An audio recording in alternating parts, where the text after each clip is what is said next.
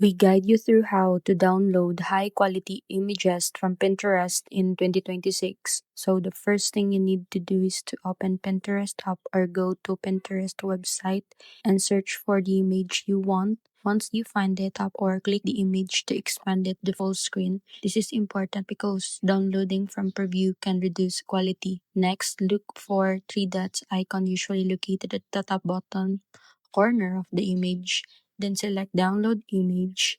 If the option is available, the photo will automatically save to your device's gallery or downloads folder in its highest supported resolution. If you didn't see the download button, tap the three dots again and choose copy link. Then open your browser and paste the link into a trusted Pinterest image downloader website. Hit download, choose the highest resolution available, and wait for the file to save. For mobile users, always allow storage permissions so the image saves properly.